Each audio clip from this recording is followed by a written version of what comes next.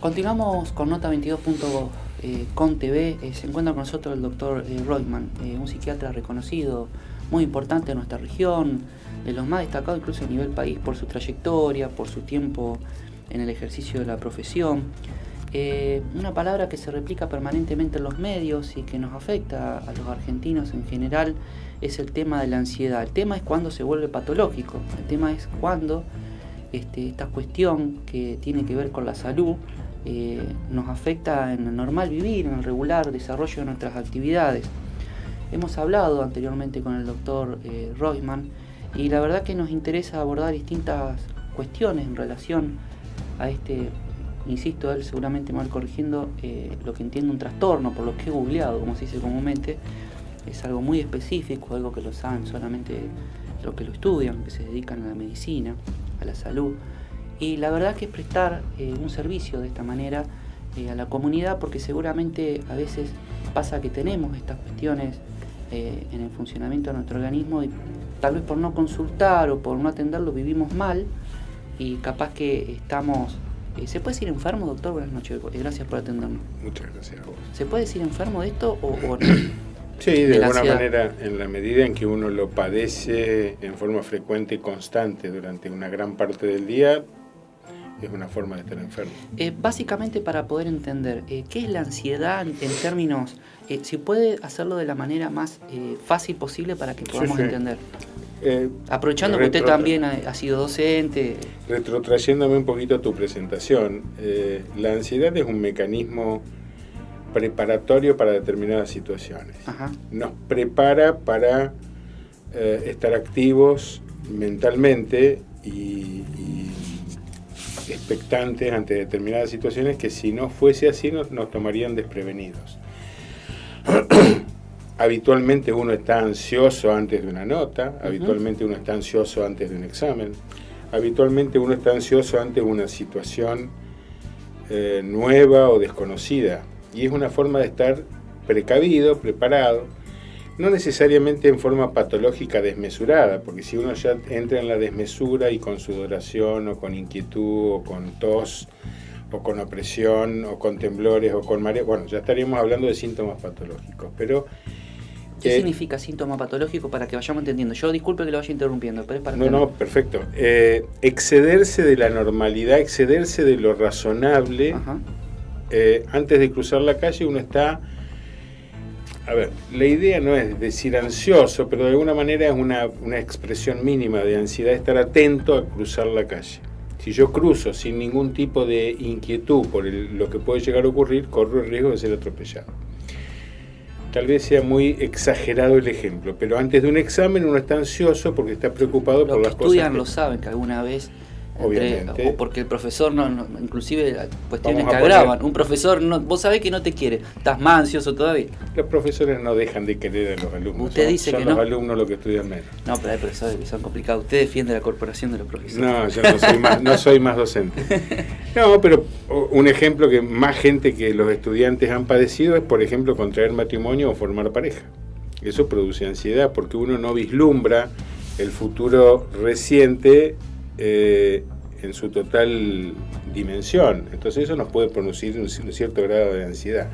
Depende hasta dónde, si nos produce dolor en el pecho, palpitaciones, falta de aire, bueno, ya eso se transformaría en patológico porque va más allá de la respuesta lógica y normal de una situación a la que uno tiene que enfrentar. Es como una respuesta ante de hechos, entonces, ansiedad. Exacto, sí, es una expresión de estrés mínimo. El estrés es... al estrés básicamente se lo define como la falta de adaptación a una determinada situación. Antes de llegar a la falta de adaptación, ese pequeño tramo que hay en donde nos vamos acomodando a determinadas situaciones, esa acomodación tiene que ver con la ansiedad. Que si no pasa de los parámetros de los que estoy hablando, sería normal. Si pasa, ya entraríamos en los parámetros de la patología o de la enfermedad, o por lo menos del malestar.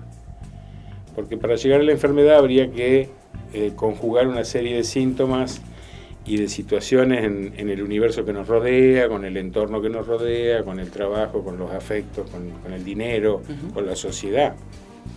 Entonces la ansiedad, Sí, perdón. entonces la ansiedad en algún momento puede volverse patológica, según lo que usted dice. En la sociedad actual, y hablo de la sociedad mundial, no hablo de la sociedad argentina, que por la que estamos pasando en determinados casos, como dijiste vos en algún momento, una situación particular de tensiones y presiones. La sociedad, el universo actual, estamos pasando por presiones y tensiones que son generadas por el sometimiento a determinados valores de la convivencia. Uh-huh. Los factores económicos, los factores sociales, los factores culturales, los factores religiosos generan discrepancias, y esas discrepancias generan frustraciones, y eso también genera ansiedad e inquietud. Cuando la persona no sabe manejar esas presiones, de alguna manera se descontrola y de alguna manera lo tiene que manifestar. La ansiedad es una manifestación. Ahí va ese punto. Usted había hablado de mareos, de malestares. ¿Cuáles son los síntomas? Digamos, siempre estamos hablando de la ansiedad, de un tema de la salud, que hay que aclararlo. ¿Cuáles son los síntomas que en principio puede entender uno que capaz que estoy ansioso? Globalmente, porque si querés después podemos charlar en forma más descriptiva de cuáles son los tipos de ansiedad. Uh-huh. Así como se habla de la depresión, se habla de la ansiedad, y hay distintos tipos de ansiedad. Uh-huh. Globalmente, la ansiedad puede producir síntomas en el pecho, técnicamente serían precordiales, uh-huh. De antes del corazón, que pueden ser la sensación... O sea, no tienen que ver directamente con el corazón, sino que son síntomas que uno tiene en el pecho, pero no son cardíacos. Puede haber manifestaciones cardíacas, pero esto que te voy a explicar básicamente no tiene que ver con el corazón. Se llama precordial porque está delante del corazón. Ajá. Por ejemplo, una sensación de opresión. Obviamente hay que hacer diagnósticos diferenciales. Si el paciente siente eso y un médico en una guardia lo recibe, lo primero que tiene que hacer es descartar antes que cualquier cosa una patología cardíaca, porque si no el paciente se puede morir. Por eso hablando siempre que haya una situación de ansiedad. Obviamente. Estamos hablando de síntomas de ansiedad. Después, si querés, hablamos de las comorbilidades, o sea, de las consecuencias que puede traer la ansiedad. Puede haber opresión en el pecho, una sensación de peso, de algo que nos está pisando, que nos está aplastando, que eso que nos comprime, que nos hace faltar el aire, uh-huh. Nos genera una dificultad. Es común el suspiro profundo. Puede haber mareos, puede haber zumbidos, puede haber contracturas de las vértebras cervicales, un síntoma muy común. Uh-huh. Cada vez escucho más a la gente quejarse de eso, que obviamente eso tiene sus connotaciones clínicas, porque al contraerse los músculos de las vertebrales produce la dificultad del abordaje de la sangre al cerebro, eso produce vasodilatación y produce mareos. Puede haber tos nerviosa, puede haber temblores, puede haber sudoración en la palma de las manos y en la planta de los pies, puede haber piloerección, hablando en castellano, como me decías vos, cuando se paran los pelos de las extremidades, como si tuvieses una corriente eléctrica que te... Como los gatos cuando se enojan. Exactamente, es una situación de tensión. Uh-huh. Claro, el gato se enoja para los pelos. Se pone en defensa. Bueno, es una manifestación en el caso del gato, una manifestación defensiva. Puede haber ardor de estómago, acidez, zumbidos de oído, puede haber desmayos. No es tan frecuente, pero hay una de las patologías que están dentro de la clasificación de los trastornos de ansiedad, como el cuadro de pánico, en el que puede haber desmayos. Son todos mecanismos de expresión. El cuerpo expresa lo que no puede decir verbalmente, lo expresa de alguna manera. Entonces, si bien esta es una interpretación más analítica, está bueno entenderlo, porque hay gente que no interpreta esto como tal, o como un malestar del que lo está padeciendo, y lo manifiesta como que está teatralizando, o se está haciendo, o está queriendo llamar la atención. Tengo un colega que siempre comenta que el que se hace el enfermo es porque está enfermo. Porque de alguna manera no está sabiendo decir lo que le pasa, y por algo hace lo que hace. Nadie se hace el enfermo, por más que uno sepa que se está haciendo el enfermo, si no está enfermo, porque si no lo diría de otra manera. Mirá, me está pasando tal cosa, por favor, préstame atención. Desde el momento que los chicos lloran porque tienen hambre, es porque no saben hablar. Si no, le dicen a la mamá. o no se lo dicen cuando la mamá no le da bolilla por más que sepan hablar. Entonces ya lloran porque es una forma de llamar la atención. Hablábamos de, por decir algo, uno a veces tiene miedo a las arañas. Veo que muchas veces las mujeres dicen tengo, o los sapos, bueno, los varones por ahí vamos, lo agarramos. Los varones también. Hay varones también, bueno. Yo digo porque pasa, qué sé yo, mi mujer dice, no, las arañas o los sapos, y a mí yo voy los sapos, voy a agarrar, la araña voy por ahí la piso si está cerca adentro de la casa, digamos, no la voy a evitar que salga por la ventana. Hay hombres que se suben arriba de la silla, sí. Por eso. Entonces, lo veo desde ese punto de vista, ¿no? De la experiencia personal. Pero bueno, es una fobia, es un miedo tipo a... de ansiedad. Las fobias... Ahí voy. ¿La ansiedad es una sola cosa? No, por eso te decía hoy. Hay una clasificación de fobias. Y mis ex alumnos deben estar acordándose de los exámenes porque era una pregunta de examen. Ajá. Hay varios trastornos de ansiedad. Mirá, tenés, hablando de las fobias, hay fobias generales y fobias específicas. Las específicas es, de repente, yo abro la puerta y hago entrar un tigre y muy probablemente a vos te transpiren las manos o varias cosas más. Uh-huh. Hay gente que le muestro la foto y no pasa nada, y hay gente que le tiene mucho miedo. Hay gente que ve una araña de goma y le tiene pánico. Yo tengo amigos que le tienen miedo a las víboras, digamos, que vos estás en zona de... Bueno, pero estamos hablando de cosas... la verdad que también, cuando la veo... Son cosas razonables. Y no sé, pero yo veo una en el suelo moviéndose y capaz que me Claro, pero por ejemplo, alejo la acrofobia, que es la fobia a las alturas. Bueno, yo por ejemplo el avión me cuesta un montón subir. Claro, pero yo te quiero ver en el Empire State asomándote por la ventana del piso. Bueno, pero mientras pise tierra capaz que me subo. No sé, hay que ver. A ver, los miedos lógicos, razonables y que... A ver, ¿cuáles son los miedos lógicos y razonables? De 100 personas, 90 lo tienen. Uh-huh. Es razonable. Ahora, si yo te muestro la foto, una foto del ratón Mickey y vos le tenés miedo a los ratones y tenés una piloerección. Ahora la pregunta al revés. Yo por ejemplo le digo, llego a ver una yarará y capaz que me corre una cuadra. Ahora hay gente que yo conozco, va y las agarra. ¿Eso qué? ¿Un grado de locura o es que no le tiene miedo? No le tiene miedo. Ajá. Hay un cierto grado de inconsciencia. Yo tendría miedo de esa persona. Porque no usted vio que hay gente que va, las agarra, las guarda. No, hay gente que no tiene miedo. Si vos ves los documentales que suelen pasar por televisión, hay gente que juega con las cobras reales. Exacto. Algunas de esas cobras les han sacado los colmillos, algunas no, y cobran mucho dinero por hacer eso, y lo hacen por eso, por el dinero. Uh-huh. Uno sabe que por el dinero se hacen muchas cosas. Uh-huh. Pero realmente es un riesgo altísimo, porque la picadura en general es mortal. Volviendo un poco a la clasificación. A los pies sobre la tierra. Las fobias pueden ser específicas, cuando vos tenés miedo a las arañas, a las serpientes, un susto del cuco, te abre la puerta, aparece alguien y te asusta. Bueno, es razonable que uno se asuste a lo imprevisto, uh-huh, a lo inesperado.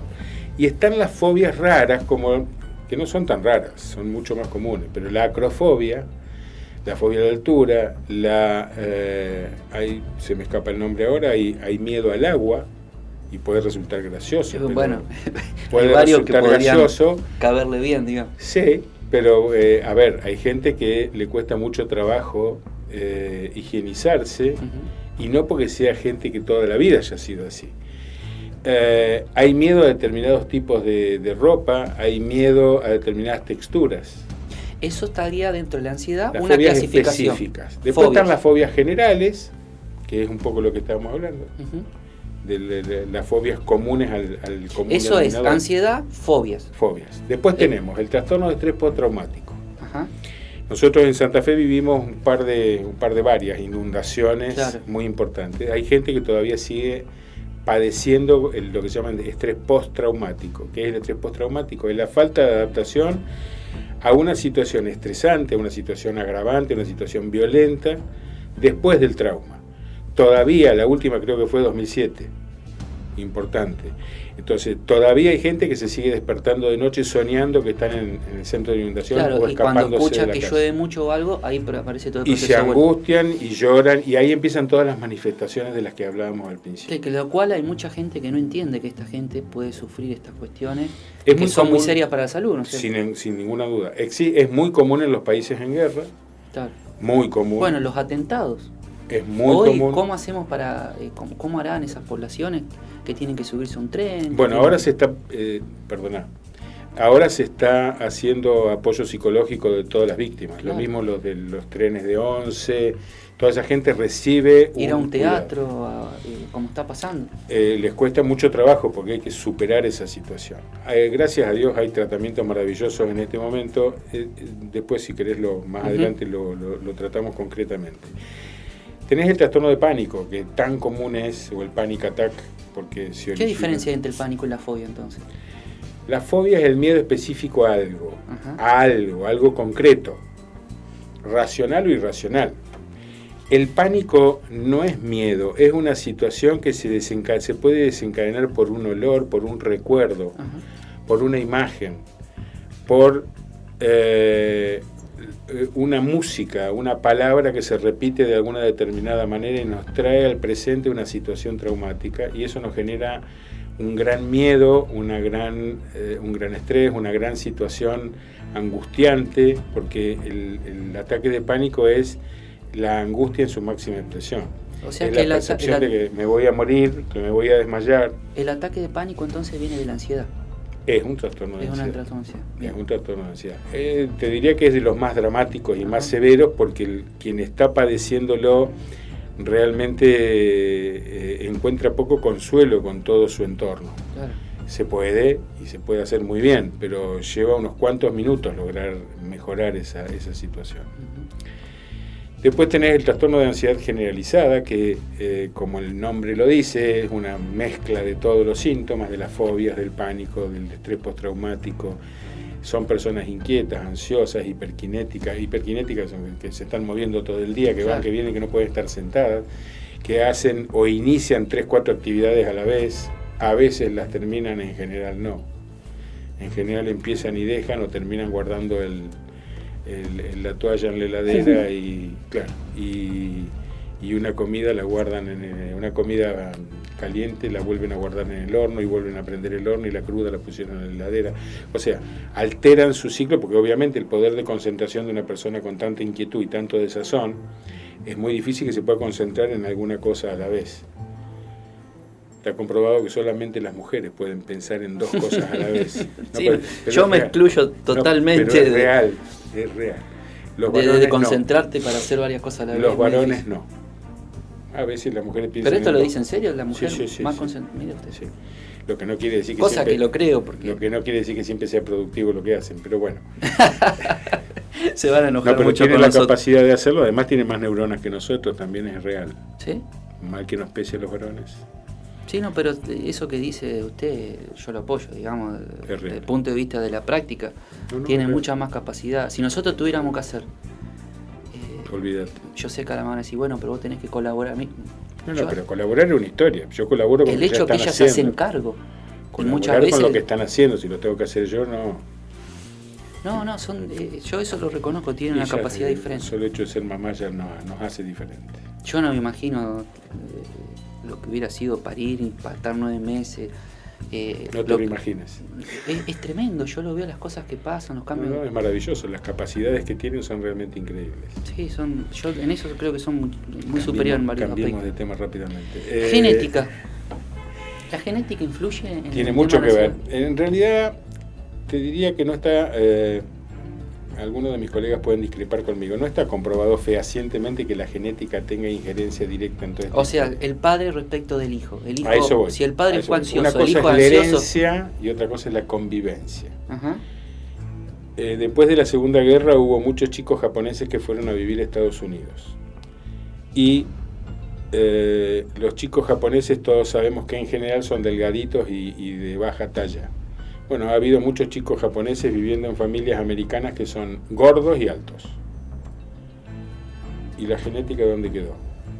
tiene que ver con la nutrición en ese caso. Pero el tema de la ansiedad, de la inquietud, del desasosiego, de la forma de percibir la vida cotidiana, también tiene que ver con la forma en que nos educan. Entonces, desde el punto de vista educativo, desde el punto de vista familiar, hay un tema que todos sabemos o entendemos o creemos más o menos manejar. Desde el punto de vista genético no está descrito que haya una injerencia, sobre todo en la ansiedad. Hay otras patologías psiquiátricas en las que sí. Pero en la ansiedad no está descrito absolutamente, porque todo depende de la forma de educar y de transmitir la información y la educación a los hijos. ¿Hay alguna etapa de la edad que pueda haber, un paréntesis, hay una etapa del desarrollo humano que tenga más incidencia, este tipo de cosas que a uno le pone en la cabeza, en la convivencia, en la crianza? Desde que naces. Desde que naces. Estas son cosas que se adquieren de fábrica. A medida que uno nace y vos ves bebés que son ansiosos y son inquietos y que son hiperkinéticos y no paran de moverse permanentemente, y ves otros bebés que están sentaditos así y que si les hablas hacen esto, y hay otros bebés que están permanentemente inquietos. Desde que uno nace tiene injerencia de los papás. Entonces percibe desde que uno nace conductas que son copiadas. Y bueno, si los papás son ansiosos, los hijos son ansiosos. Una pregunta relacionada al tema de la genética, que eso es lo que usted dice que podría no haber acuerdo en la ciencia médica, es la cuestión de si esto es un problema biológico o no. Le pregunto esto porque dicen muchos, bueno, esto con un tratamiento, discúlpeme la mala expresión en esta situación, en un tratamiento hablado, con un psicoanalista, uno sale. Y hay otra parte dice, no, pero si no interviene la medicación, los fármacos específicos, esto no se supera. Cuando hablaste de la parte biológica, yo lo que te quería decir, o genética, en realidad sí es biológico. Hay trastornos. A ver, volvamos al principio. La ansiedad sin desmesura, la ansiedad sin exageración, es una respuesta racional y normal de cualquier persona. Es una forma de prepararse ante determinadas situaciones.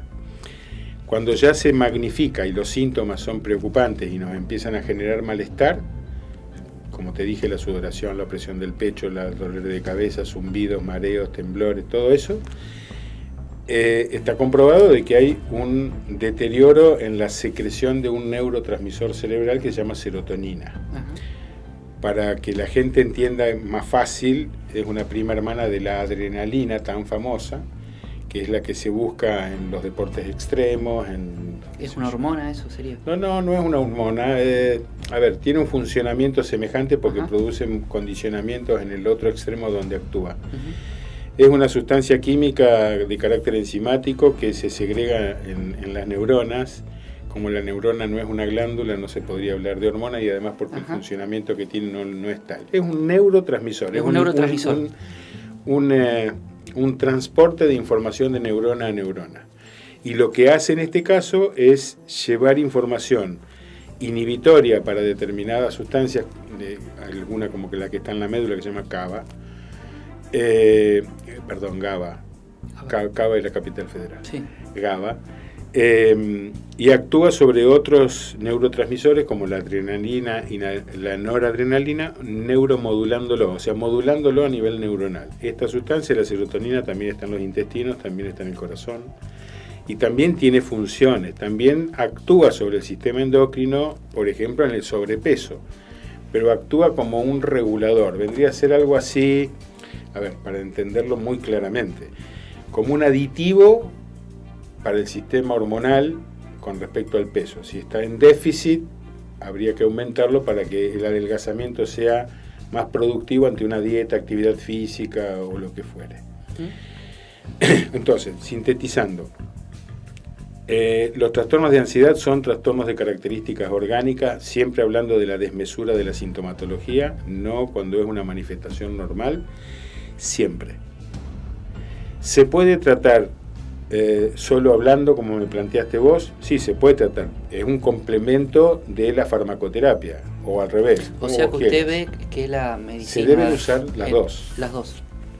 Y se deben usar otras cosas más. Perdona, te interrumpí. No, porque la pregunta esta es muy importante porque muchos ciudadanos de nuestra región, del mundo, van a un analista y charlan.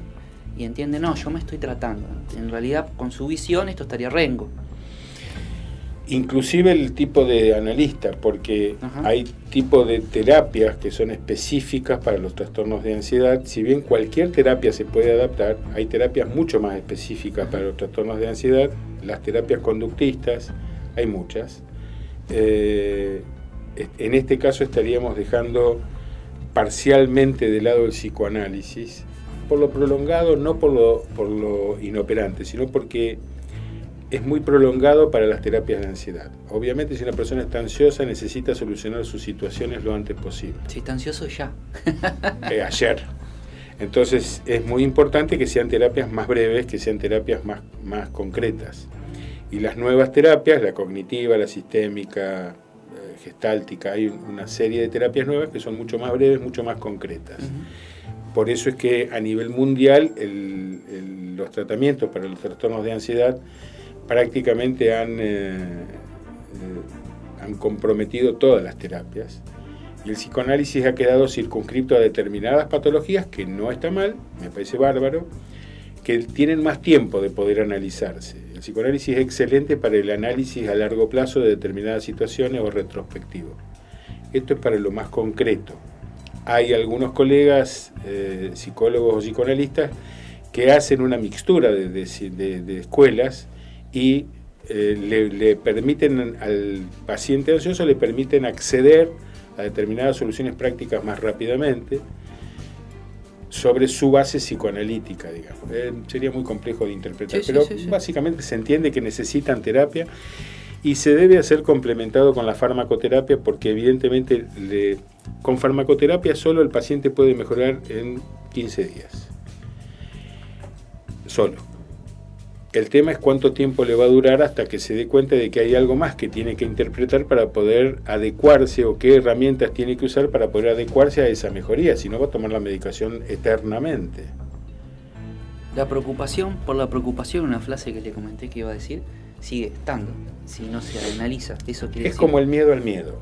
Hay mucha gente que concurre al consultorio, ya te contesto lo de la preocupación, hay mucha gente que concurre al consultorio, y cuando yo te he hablado de las fobias específicas y de las otras, hay gente que te dice, tengo miedo, ¿a qué? Y no sé, tengo miedo al miedo. La estructura de base de la persona que tiene trastornos de ansiedad, y ahí nos involucramos todos, porque hasta el más pintado también lo tiene, es la inseguridad. Uno puede ser muy confiado, puede ser muy seguro, puede ser muy ejecutivo, puede ser un exitoso en la vida, pero en el fondo siempre tiene un grado de inseguridad ante determinadas situaciones. Y eso nos hace trastabillar ante situaciones nuevas. Hablábamos hoy... La inseguridad exagerada...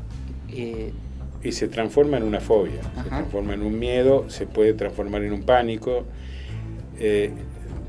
Hoy hablábamos de los trastornos de ansiedad y se me escapó uno de los más importantes, que es el TOC. ¿Eso qué tiene que ver con el pucho? No, el TOC, trastorno obsesivo compulsivo, que es de los más comunes, se ha puesto muy de moda. No, eso es EPOC. EPOC. Eso quiere decir enfermedad pulmonar obstructiva crónica. Y esto es TOC, como TOC, el TOC-TOC. Trastorno, exactamente. Hay una famosa obra de teatro. Claro. Sí, no, y un órgano de percusión... un instrumento de percusión, los chicos estudian en música, ¿no? Si todo podríamos llevarlo ahí sería maravilloso, claro. Pero el trastorno obsesivo compulsivo es un trastorno que afecta a muchísima más gente de lo que todos creemos. Si nos acordamos al final, te puedo hablar de lo que son los rasgos de la ansiedad y no la patología ansiosa en sí. Pero bueno, cuando me hablabas de la inseguridad, me fui del tema. El trastorno obsesivo compulsivo tiene que ver con la inseguridad, básicamente porque el paciente tiene rituales de repetición de situaciones. Por decirte, se lava las manos 4 veces. Y vos decís, ¿por qué 4 y no 5? ¿Por qué 4 y no 3? Cabulero. Podemos llamarlo literalmente así, como para que se entienda fácilmente. La cábala tiene que ver con otra historia, pero ponerle que sí, que es una forma de repetir para que no le salgan mal las cosas, o no pasar por debajo de la escalera si hay un gato negro.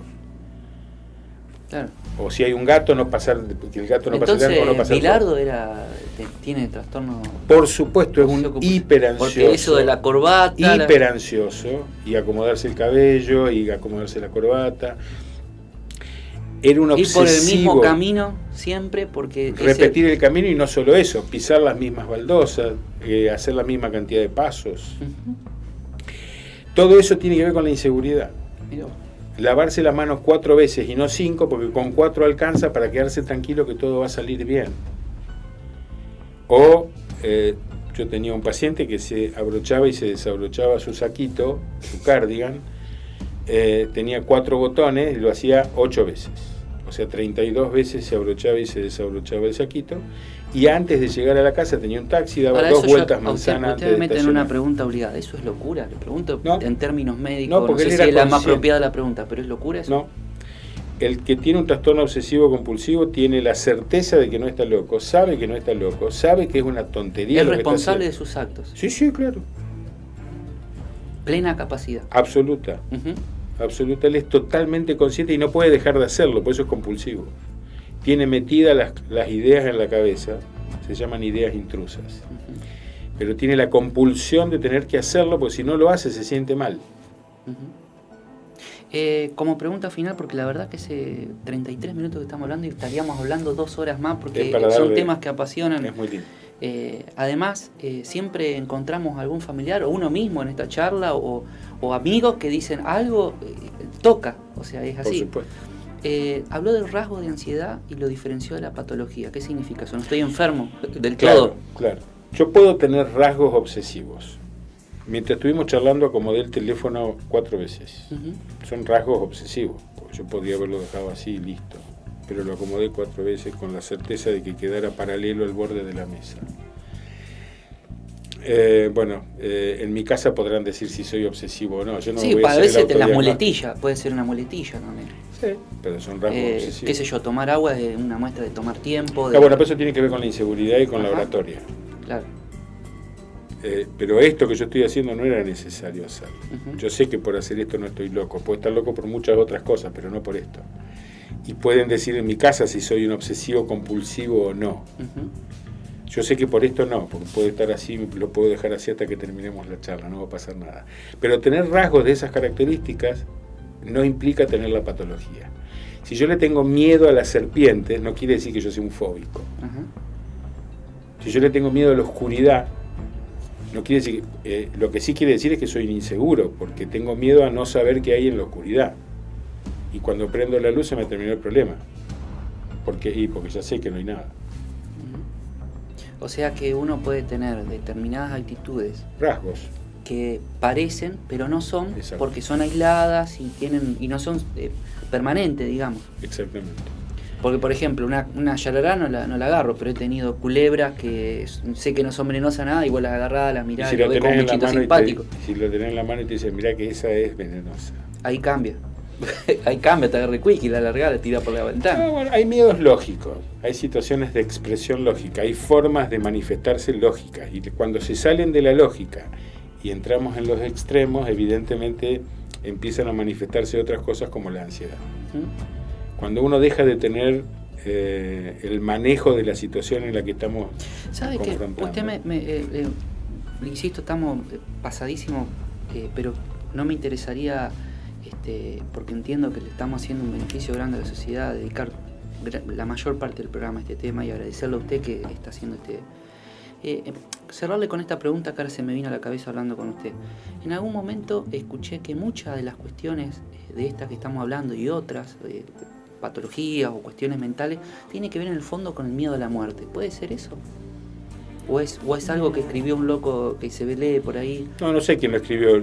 O sea, ¿y tenés miedo a eso porque tenés miedo de morirte? En general la falta, perdona que te interrumpa. No, en general yo para hacerte acordar del programa de Mirta Legrand. Sí. En general... No le voy a preguntarle edad, doctor, así que no creo que termine con problemas. Tengo problemas. En general, la falta de certidumbre con respecto a lo que nos va a pasar mañana hace que uno le tenga miedo al futuro o a la muerte. O la falta de concreción de determinadas determinados deseos de concreción en la vida cotidiana, de tener hijos, de tener nietos, de tener trabajo, de tener dinero, de tener salud. Todas esas cosas hacen que uno le tenga miedo al mañana. De alguna forma es un equivalente a la inseguridad, con la salvedad de que es de una gran magnitud de lo que me estás hablando con respecto a qué va a pasar si voy a rendir y me falta una bolilla para terminar. Claro. Es diferente. Claro. Es el miedo al futuro inmediato, dependiendo de la edad. A mi edad es cercano, a tu edad probablemente esté un poco más alejado. Es como que yo estoy en la primera fila y vos estás en la tercera o en la cuarta. Ya va a llegar. Doctor, muchas gracias por venir y No, lo vamos a ir favor. invitando. ¿Cómo no? Quería también consultarlo, pero la verdad no me queda más tiempo. Tengo una nota prevista, pero la ansiedad de los políticos. Pero sé que en algún momento la traje Cuando para hablar de los presidentes, y siempre un lío bárbaro, pero es un lindo tema. Cuando vos quieras lo charlamos. Gracias por venir, doctor. No, por favor, un gustazo. Muchas gracias. Vamos al corte.